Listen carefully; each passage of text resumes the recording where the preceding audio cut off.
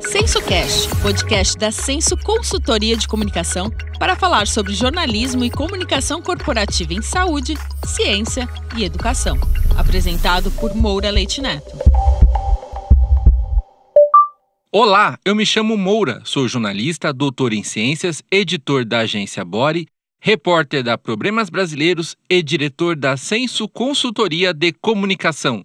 Este é o episódio 12 do SensoCast, um podcast para falarmos sobre jornalismo e comunicação corporativa de saúde, ciência e educação. Neste episódio, recebemos a jornalista Karina Dorigo, diretora do quadro de Saúde e Bem-Estar na TV Globo. Karina é responsável pelo conteúdo do bem-estar no programa É de Casa e nos podcasts semanais do G1. No site Memória Globo, a empresa conta que a ideia de se fazer um programa sobre saúde no jornalismo da Globo era antiga, até que, em 2009, o então diretor Carlos Henrique Schroeder sugeriu à diretora de jornalismo de São Paulo, Cristina Piacentini, que o formato começasse a ser pensado. Quando a primeira equipe foi montada, ele era chamado de Projeto X ou Projeto Saúde. Ao Memória Globo, Schroeder disse, abre aspas, não bastava o espaço dado à saúde nos telejornais, embora a gente use muito o tema. Era importante ter um programa dedicado à saúde do brasileiro. E é saúde, não é doença. Contratamos 5 especialistas que seriam a base do programa, cada um em um dia. A partir daí, abordamos o que é importante para o brasileiro saber, o que ele deve evitar. Fecha aspas. Foi então que, durante uma década, as manhãs de segunda a sexta da TV Globo tiveram um programa Bem-Estar pautando os mais relevantes temas de saúde em rede nacional. Eu pude evidenciar o impacto positivo do bem-estar em minha tese de doutorado. Embora seja jornalista, o meu doutorado foi em ciências com ênfase em oncologia. Cursei no AC Camargo Cancer Center. Nele, investiguei o papel da comunicação, entre outras variáveis, em contribuir para o diagnóstico precoce de câncer de mama. Um dos achados que tive com esse estudo foi identificar que o risco de câncer de mama avançado é cerca de 2 vezes, 200%, maior entre as pacientes que não assistiam ao bem-estar. Câncer de mama avançado, como sabemos, demanda tratamento mais agressivo e são menores as chances de cura. Em 2019, o bem-estar deixou de ser um programa fixo, mas seguiu com destaque na programação, com presença constante nos programas Encontro e É de Casa, além de conteúdos no portal G1, incluindo o podcast Bem-Estar, que já conta com quase 200 episódios. Para falarmos sobre a trajetória de quase 15 anos do bem-estar, a nossa convidada é a jornalista Karina Dorigo, diretora do bem-estar da Rede Globo. Karina é responsável pelo conteúdo do bem-estar no programa É de Casa e nos podcasts semanais no G1. Olá, Karina. Quais foram os momentos mais marcantes do bem-estar no período de uma década em que foi um programa fixo na grade da TV Globo? E emendo essa pergunta já agradecendo sua presença aqui no SensoCast, episódio número 12. Obrigado, Karina. Bom dia, Moura. Bom dia para os ouvintes. Eu que agradeço o convite. Muito obrigada. Uma honra. Olha, eu vou dizer para mim, assim, os momentos mais marcantes foram, assim, foi um quadro que a gente tinha chamado Aprendi com Bem-Estar. Era um quadro que os próprios telespectadores, eles mandavam muito para a gente tinha um e-mail que era Fale com o Bem-Estar. Então o quadro acabou surgindo por causa desse e-mail, que as pessoas mandavam para a gente contando alguma coisa que elas tinham aprendido com o programa. E a gente começou a receber muitos e-mails assim, e primeiro a gente ficou muito feliz, né, com esse retorno, e aí a gente imaginou transformar isso num quadro, assim, mostrar a repercussão das informações que a gente passava na vida das pessoas. E aí a gente começou a gravar com essas pessoas, né? Então a gente tinha de tudo, assim, pessoas que falavam que descobriram um câncer de intestino, que emagreceram, que conseguiram salvar alguém que estava engasgando, alguém que estava se afogando. Então, a gente teve esse quadro durante muito tempo no programa. E a outra coisa que foi marcante para mim foi um projeto que a gente tinha chamado Bem-Estar Global. que eu coordenei por uns 4 ou 5 anos, que a gente apresentava o bem-estar ao vivo em algumas capitais do Brasil. E aí, nesse dia, a gente fazia uma parceria com sociedades médicas e com instituições ligadas à área da saúde, e também com a área de responsabilidade social da TV Globo e com o SESI. E a gente, nesse dia, tinha um atendimento em tendas, né? Cada sociedade tinha uma tenda, então tinha a tenda da cardiologia, da infectologia, da hepatologia, e aí a gente oferecia atendimentos naquele dia, durante, geralmente, todo o dia, né? Então, a gente tinha ali um público que era o nosso público fiel, que ia para assistir ao programa e que também tinha a oportunidade de fazer, enfim, coleta de sangue, fazer exames de imagem, a gente fazia muito ultrassom, fazia coleta de Papa Nicolau, fazia exame dermatológico, teste rápido de HIV, de sífilis, enfim, era muito... tinha um retorno muito bacana, né? Então a gente fez esse trabalho durante uns 4, 5 anos e era muito interessante porque, apesar de ser a mesma fórmula, né? Em cada lugar é muito diferente, né? Que a gente tem um país tão diverso, né? Então cada lugar era um universo muito diferente. Então a gente chegou a ter 20 mil pessoas assim num evento desses, né? Então foi muito bacana, eu acho, esse projeto.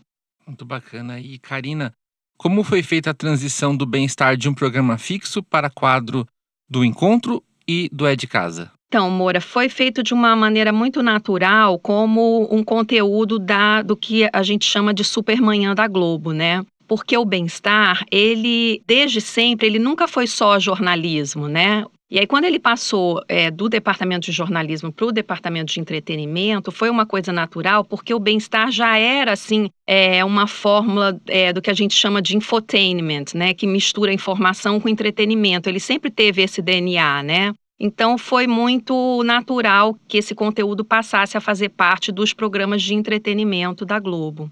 Karina, atuando como assessor de imprensa, eu pude, em algumas oportunidades, acompanhar como vocês constroem a pauta. E é admirável o cuidado que vocês têm na apuração. Gostaria que você contasse ao nosso público um pouco sobre esse processo de construção das matérias e como a equipe se envolve em cada etapa. Então, Moura, desde o início do bem-estar, a gente teve sempre assim como meta informação útil de saúde. Então, a gente sempre pensou isso quando era um programa e agora quando é um quadro e tal, qual é a informação útil de saúde que a pessoa vai tirar daquele conteúdo, né? Então, se a gente entende que numa entrada do bem-estar hoje, que é um quadro, a pessoa consegue aprender uma coisa útil de saúde que ela leva para a vida dela, para a gente é isso, entendeu? Esse é o nosso objetivo. Então, assim, se ela aprende a lavar a mão adequadamente, se ela aprende a fazer uma higiene do sono antes de dormir, se ela aprende que subir escada pode ser uma atividade física que ela pode fazer, que é barata, não custa nada e pode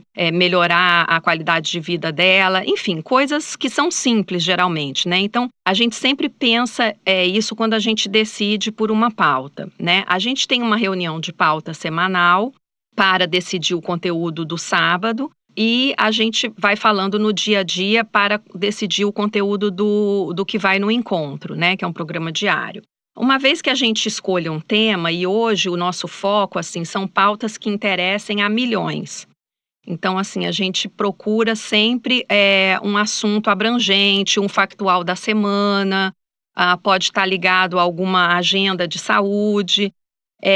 Uma vez que a gente decide o tema da semana, a gente vê dentro daquele tema o que pode ser reportagem e o que é estúdio. Porque as nossas reportagens, elas sempre foram complementares ao estúdio, porque no estúdio a gente tem um especialista falando, né? Então, até para a gente não repetir o conteúdo. E aí a gente começa a escolher o profissional que vai falar. Então, a gente pesquisa o currículo das pessoas, vê quem é que fala melhor sobre esse tema, vê quem são as pessoas que têm mais experiência no tema e, evidentemente, pessoas que têm facilidade de comunicação na TV, né? Porque, às vezes, você tem um profissional excelente naquele tema, mas que não tem o timing de televisão, que é uma coisa muito específica. Principalmente quando a gente está falando do especialista que vai ao vivo no estúdio, né? Aí precisa ter um timing ainda mais específico, ser muito direto, conseguir passar uma informação concisa, né? Em pouquíssimo tempo. E aí a gente faz uma apuração com esse especialista. Essa apuração a gente faz não só em estudos sobre o tema, mas também com aquele especialista, até para a gente ter certeza de que aquilo que a gente pesquisou sobre o tema é também a opinião do especialista, porque a gente não quer levar dúvida para o nosso telespectador, né? A gente quer levar uma informação que seja muito direta, né? E clara para ele, né? Então, a gente passa também as artes, aqueles infográficos que a gente pode mostrar, porque muitas vezes a gente solta uma arte enquanto o especialista está falando. Então, isso tudo é passado e depois a gente ainda faz para o programa de sábado um ensaio na sexta-feira. Sim, essas artes são uma forma bem interessante de ilustrar, né? Inclusive com esse gancho, né, de buscar ilustrações, formas de mostrar para um público não especializado em saúde, né, que acompanha, embora também muitas pessoas interessadas em saúde obviamente assistem, mas vocês atingem todo mundo que está assistindo um programa, por exemplo, de casa, são temas muito variados, né? Mas vocês trazem um teor jornalístico num programa de entretenimento, e você até falou dessa facilidade, dessa transição, né? Porque o Bem-Estar já tinha essa pegada de jornalismo com entretenimento. Mas como que vocês constroem a pauta para que ela seja de fato acessível, inteligível para os mais diferentes públicos, independentemente do repertório de conhecimento geral que essa pessoa tenha? Então, a gente aproveita muito o entretenimento para falar de saúde. Então, por exemplo, se a gente tem, assim, alguma personalidade, algum artista da semana, alguma pessoa famosa que tem algum problema de saúde, a gente aproveita aquela repercussão para trazer uma informação de saúde, né? Recentemente, a gente viu que o cantor sertanejo Fernando Zor, né, da dupla Fernando Sorocaba, tinha falado de uma dificuldade que ele teve com remédios para dormir. Ele teve uma crise de ansiedade quando misturou remédio para dormir com bebida alcoólica, né? E assim, a gente sabe que existe uma febre de consumo de remédio para dormir, né? Então nada mais assim orgânico, né, para dizer uma palavra da moda, que a gente aproveitasse esse factual para poder falar sobre esse problema de saúde que afeta milhões de pessoas, né? E aí o Fernando muito generosamente deu uma entrevista para nossa repórter contando tudo o que tinha acontecido com ele, e a gente aproveitou isso para chamar uma especialista que contou um pouco do que acontece hoje, do que ela recebe nos consultórios, né, de pessoas viciadas em remédio para dormir, né, como que esse consumo está completamente acelerado e a gente, com isso, a gente cria uma empatia nas pessoas, né, então a gente, sei lá, por exemplo, a gente recentemente, o encontro tinha como convidada a Simoni, que estava falando sobre o câncer de intestino que ela teve, né? A gente aproveitou a presença dela no encontro para passar informações sobre prevenção de câncer de intestino. Agora tem uma personagem da novela que tem alopécia. Então, muito provavelmente, a gente vai aproveitar esse gancho para falar sobre queda de cabelo. E aí vai, entendeu? A gente vai aproveitando o entretenimento, né, para passar informação de saúde. E, Karina, como se dá essa integração da redação do Bem-Estar com as produções do Encontro e de Casa? Como que é esse diálogo? Você até comentou, né, que a diferença é que um é diário, o outro é semanal, vocês já definem, né, nessa reunião semanal, mas como que essas três redações, né, se integram em uma? Na verdade, Moura, é uma redação só. Porque, claro, a gente tem pessoas que trabalham no Rio, a maioria da produção do de Casa é no Rio, né? As pessoas estão lá, mas o encontro é feito aqui em São Paulo. Então, a gente trabalha aqui em São Paulo, por exemplo, todos somos numa redação única, né? O Mais Você, o Encontro, o Bem-Estar. Então, a gente participa das reuniões semanais do de Casa, que são várias ao longo da semana. A gente participa também das reuniões do Encontro, que são diárias. Então, temos as pessoas que fazem o Bem-Estar no Encontro entram na reunião do Encontro todos os dias e, a partir do que o programa vai oferecer, a gente oferece conteúdo também. Isso é discutido. E, da mesma forma, no de Casa.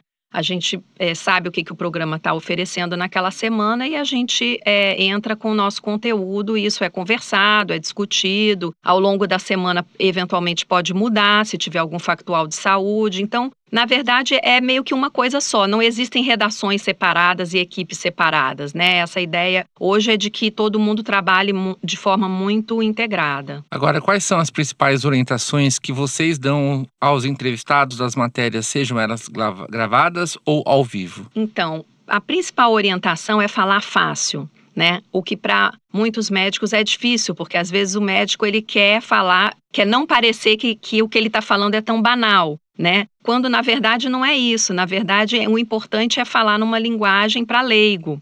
Ou, claro, às vezes a pessoa não consegue mesmo, né? Porque está acostumada a falar com colegas, né? Então, usa expressões que são expressões do meio, né, médico, né? Sem nem perceber. Então, essa é a principal orientação. Falar sem termo técnico, falar como se você estivesse falando para um leigo, para uma pessoa, né, da sua família. É muito heterogêneo, né? Porque hoje o público de TV aberta é um público bastante heterogêneo. É um público que está muitas vezes disperso, né? Então, a televisão muitas vezes ela está ligada dentro de casa e você não está sentado olhando a televisão e ouvindo a televisão, né? Muitas vezes você pode estar só ouvindo e fazendo outra coisa, ou só vendo e ter outros barulhos em casa que te atrapalham. Então, é importante você não mostrar coisas erradas, por exemplo, né? Para que a pessoa não pegue uma informação equivocada, né? Então, muitas vezes as pessoas estão assistindo televisão fazendo várias coisas ao mesmo tempo. Mas basicamente é isso, assim, falar fácil. Isso é o mais importante. Karina, quais são as dicas agora para os assessores de imprensa que estão nos ouvindo? Quais são as pautas com maior chance de emplacar no programa e como este conteúdo deve ser apresentado, levado a vocês? Olha, Moura, a gente hoje, a gente foca em pautas de milhões. Pautas que interessam a milhões de pessoas mesmo, entendeu? Assuntos muito específicos a gente não tem feito. Talvez assim no podcast a gente até tenha como falar de assuntos mais específicos, porque o podcast ele é muito nichado, né? Ele é para um grupo de pessoas mais, ele é muito mais focado, né? Mas na televisão aberta não. A gente gosta muito de pautas que interessam as famílias, que são pautas que a gente pode chamar de intergeracionais, assim, que tem interesse desde a criança até o avô, a avó, que eventualmente moram junto naquela família, né? Temas de saúde que tenham tratamento no SUS. Às vezes a gente tem coisas incríveis que acontecem na área da saúde, né? Tecnologias avançadíssimas, mas que elas estão disponíveis para meia dúzia de pessoas. Então, não interessa a gente falar sobre isso, né? Porque você vai assistir, vai falar, bom, bacana, mas quando é que eu vou poder acessar isso daí, né? Claro, eu não estou falando que isso é uma coisa que acontece sempre, para toda regra tem exceção, mas de uma maneira geral, a gente procura mostrar assuntos que estejam acessíveis a toda a população. Assuntos relacionados à longevidade, a gente tem, principalmente no É de Casa, a gente entra de manhã muito cedo. Às 7 horas da manhã, geralmente, a gente tem duas entradas no É de Casa, aos sábados, né? O É de Casa é um programa que começa às 7 da manhã e vai quase até meio-dia. Então, tem um público muito heterogêneo, mas esse público do início da manhã é um público de mais idade, muitas vezes. Então, pautas que interessem às pessoas idosas, pautas que tenham a ver com longevidade, saúde, também nos interessam. E, Karina, o bem-estar, bom, é exibido, né, como já foi dito, durante o encontro, É de Casa, e hoje com as plataformas de streaming, Globoplay, por exemplo, essas matérias ficam disponíveis, né, e também tem a repercussão que às vezes não se dá exatamente durante a exibição, mas o material continua perene. Qual que é a preocupação, a atenção que vocês têm de ter esse conteúdo, de acompanhar a repercussão desse conteúdo nas plataformas multimídia? E não falando tanto agora do podcast, que eu vou perguntar mais especificamente depois, que é um produto, é um conteúdo especial que vocês têm, mas que você falasse um pouco dessa possibilidade de não apenas no momento da exibição vocês terem esse alcance. Isso hoje em dia é muito bom, né? Porque muitas vezes aquilo que a pessoa não vê na hora, né, ela depois acessa e ela pode inclusive compartilhar, né? Então, a gente tem realmente no Globoplay, os programas ficam na íntegra no Globoplay e também eles são editados em partes, né? Então, a parte do bem-estar, ela é editada separadamente, então tem na aba de trechos, tem as partes do bem-estar. E não é raro a gente estar entre os mais acessados no Globoplay, o que é muito bom. A gente até, quando a gente está na televisão, na transmissão do programa, muitas vezes a gente faz as artes pensando nisso. Então, essas artes, esses infográficos, essas ilustrações que a gente exibe no programa, a gente exibe até com um selinho do bem-estar. A gente fala, agora prepara a sua câmera aí, da câmera do seu celular, tira uma foto, compartilha, porque a gente pensa justamente em informações, vamos supor, é o calendário vacinal, enfim, é uma informação útil que as pessoas podem compartilhar, a gente coloca numa arte e na hora que o programa está sendo publicado, né, e na hora que o programa está no ar, o apresentador até chama a atenção para isso, fala assim, agora prepara a sua câmera, tira uma foto, compartilha no seu grupo, compartilha com a sua família, essa é uma informação de saúde que pode ajudar muita gente. Então, a gente pensa nisso daí também e é muito bom saber que esse conteúdo pode ser depois visualizado por muito mais gente, né? E agora vamos falar um pouco do formato que nós estamos utilizando aqui, que é podcast, né? Vocês têm o podcast do Bem-Estar com quase 200 episódios já, né? Estão em 190 e poucos episódios. O podcast do Bem-Estar é uma oportunidade, algumas vezes, de vocês aprofundarem temas que vocês fizeram uma grande apuração e não necessariamente vocês tiveram um tempo disponível de TV para contar toda a história que vocês gostariam de contar? Existe isso? Então, Moura, eu adoro podcast, assim, eu sempre fui uma entusiasta desse gênero. Quando começaram a falar de podcast, eu lembro que tinha um curso na Universidade do Texas, no Knight Center para jornalismo, que oferece muitos cursos online para jornalistas, e eu logo fiz o curso, porque eu falei assim, nossa, isso é sensacional, porque, na verdade, é a volta do rádio, né? É a volta do rádio que a gente, num formato um pouquinho diferente, que você pode ouvir a qualquer hora, em qualquer lugar, né? Então, eu acho fantástico, assim, o podcast, e eu acho que é um conteúdo que você fala muito diretamente com o seu ouvinte, né? Porque, geralmente, ele está com fone de ouvido, né? Então, assim, até a interferência que outros conteúdos têm é muito menor, né? Então, acho que o podcast vai bem no ponto. Então, eu acho que, para nós, é uma oportunidade incrível, justamente, da gente se aprofundar em alguns assuntos. A gente sabe que o tempo de televisão é muito curto, né? Então, muitas vezes, assim, a gente pega o mais importante, o melhor que a gente tem e coloca na televisão.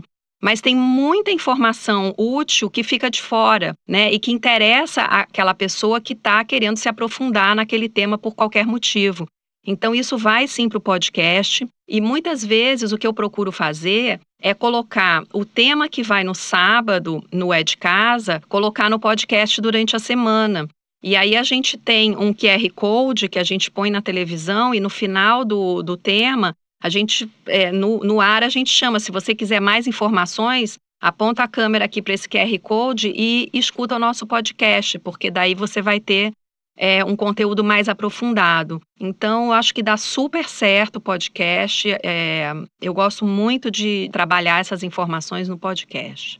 E, Karina, somando o período do Bem-Estar como programa fixo e como quadro, né, dos dois programas da grade da Rede Globo, são quase 15 anos. Então, qual é o balanço que você faz do papel histórico do bem-estar para o jornalismo de saúde? Olha, Moura, eu acho assim, o bem-estar nesses anos todos, ele virou como se fosse assim a marca de saúde da TV Globo, né, da Rede Globo. Eu acho que a construção dessa marca, eu tenho assim muito orgulho de falar disso, porque eu acho que a gente conseguiu um respeito entre os profissionais de saúde, o que não é uma coisa fácil, né? E a gente conseguiu a confiança do telespectador. Então, eu acho que isso aí foi o mais importante que a gente conseguiu, né? A gente ter atuado para as pessoas às quais a gente fala, né, que confiam na informação, sabem que aquela informação foi checada, foi apurada, que não é fake news, né, que não é uma informação ali aleatória, e ao mesmo tempo saber que a gente conta com o respeito das pessoas sérias que realmente estudam saúde, que levam a sério esse conteúdo. Então, eu acho que esse seria o maior legado. E Karina, para os que queiram ingressar na área, quais são os desafios de se fazer comunicação em saúde no nosso país? Olha, Moura, eu acho que, apesar de saúde ser a maior preocupação do brasileiro, né, a gente vê isso em inúmeras pesquisas, né, saúde está lá no primeiro lugar, né, na frente de outros, e olha que a gente tem tantos problemas, né, e saúde está sempre entre as maiores preocupações, né. Eu acho que, assim, tem a questão do espaço, eu acho que eu sinto falta de mais espaço para falar de saúde na mídia. Eu acho que ainda o espaço é pequeno, poderia ser maior, porque eu acho que existe público para isso. Eu acho que é um desafio também a gente estar junto com tantos influencers e tantas pessoas que publicam coisas sobre saúde sem ter um embasamento científico, né? Sem ter um conhecimento daquilo que estão falando. Então, isso gera muita fake news e a gente sabe que muitas pessoas acabam publicando conteúdo e são seguidas por muita gente, né? E então é complicado às vezes a gente lidar com isso, né? Então por isso que é tão importante a gente ser rigoroso na informação que a gente passa, né? Então eu acho isso uma dificuldade, mas ao mesmo tempo é um estímulo para que a gente cada vez mais a gente siga firme no nosso propósito de informar com qualidade, né? E, Karina, bom, nós somos comunicadores de saúde, né? Para você, o que significa ser um comunicador de saúde? O que representa ter essa atuação, essa missão, enfim, como é que você enxerga isso? Olha, eu me sinto particularmente muito recompensada quando eu